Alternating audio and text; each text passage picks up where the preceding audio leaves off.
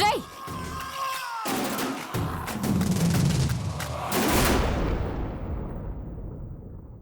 నువ్వు మనిషివా లేక జన్మెత్తిన మృగానివా?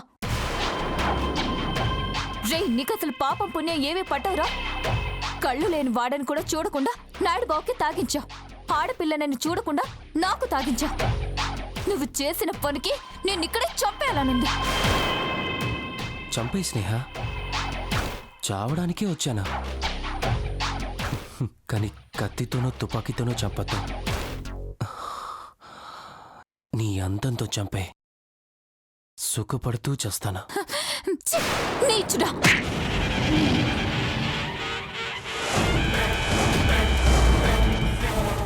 అన్ను ఒక్కసారి కాదు స్నేహ, 100 సార్లు చంపాలి, మళ్ళీ జన్మ ఎత్తకుండా చంపాలండి. ఓ, మళ్ళీ జన్మలేని చావిస్తారా? అంటే మోక్షం ఇస్తారనమాట. ఇచ్చేయండి ఇచ్చేయండి. నిన్ను కాదురా, నిన్ను ముందు పెట్టి నీ వెనక నుంచి నడిపిస్తున్న వాళ్ళని అనాలి. వాళ్ళని చెప్పుతో కొడితే గాని నీకు బుద్ధి రాదు. ఏంటమ్మా? ఏంటి పెద్ద చిన్న తేడా లేకుండా మాట్లాడుతున్నావు? తాగింది నువ్వు, తాగిచ్చింది వాడు. మధ్యలో మేమేం చేశాం? ఏం చేశారా? మొత్తం చేసింది చేస్తుంది మీరే. ఇదిగోలే, స్నేహిని నన్ను చెడు చేయాలని మీరు ప్రయత్నం చేస్తున్నారు. అందుకే దించారు. ఆధారాలు లేకుండా అబండాలు వేయకండి. మీకు తాగిస్తే మాకేంటి లాభం? మాకేమైనా డబ్బులు చెట్లకు కాస్తున్నాయా? అలా అడగవే. అయినా మేమేమన్నా ఎలక్షన్లో నిలబడ్డ రాజకీయ నాయకులమా? మీకు మందు పోసి బిర్యానీ పెడితే మాకు ఓ అని ఓట్లేయడానికి. మీ రాజకీయాలు నాకు తెలుసు, మీరు చేస్తున్న అరాచకాలు తెలుసు. ఊరికే తెలుసు తెలుసు అని చెప్పటం కాదు, తెలిస్తే బయట పెట్టు. బయట పెడితే మీ బతుకులు ఏమవుతాయో ఆలోచించండి. సాటి ఆడపిల్లవైపోయా. లేకపోతే ఏం చేస్తావమ్మా? మీ పాటి బలం బలగం మాకు ఉన్నాయి. మీకున్నది బలం కాదు, బలుపు. నేహే తలుసుకుంటే నామరూపాలు లేకుండా పోతారు మీరు. తీవ్రవాదులను జైల్లో పెట్టి మేపినట్టు ముప్పూట్ల మిమ్మల్ని మేపడం కాక మళ్ళీ మాటలేంటి? మేమంత ప్రమాదకరమైనప్పుడు మమ్మల్ని వదిలించుకోవచ్చు కదా. ఎందుకు మీ దగ్గరే ఇంకా అట్టు పెట్టుకుంటారు?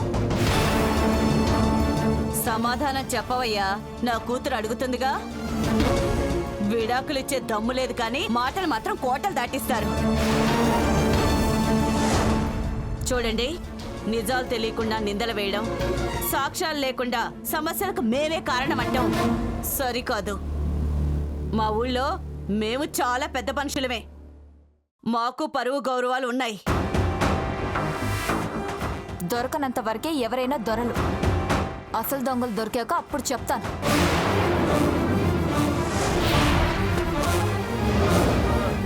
పదనాడు బాబా. హలో, కాస్త ఆగమ్మా. ఎప్పుడో ఎవరో దొరకడం కాదు, ఒక్క 3 నెలలు ఆగితే నువ్వే దొరికిపోతావు. రే, ఏం వాగుతున్నారా? ఇప్పుడు నేను ఏమన్నా అది అబద్ధం అంటా, అందులో నిజం లేదంట. కానీ 3 నెలల తర్వాత మ్యాటర్ బయటపడుతుంది. అప్పుడు నువ్వు నన్నేమనలే. అమ్మా, అలాంటి వాళ్ళది నిజమైన ప్రేమ కాదు, అది వ్యామోహం. ఎగ్జాక్ట్లీ చిన్నత్త, నిజంగా ప్రేమించుకున్న వాళ్ళు అలా చేయరు. ఎంత మనసు విరిగిపోతే కన్న కూతుర్ని పట్టుకొని మా దృష్టిలో చచ్చిపోయా ఉంటుందా తల్లి?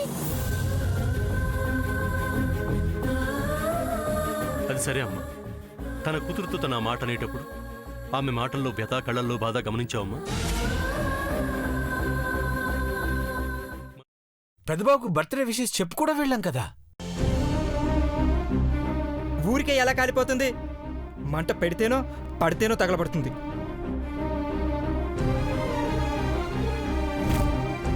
కరెక్ట్ చిన్నబాబు, నీకొచ్చినట్టే నాకు డౌట్ వచ్చింది. పార్వతే షర్టును తగలబెట్టిందనుకుంటా.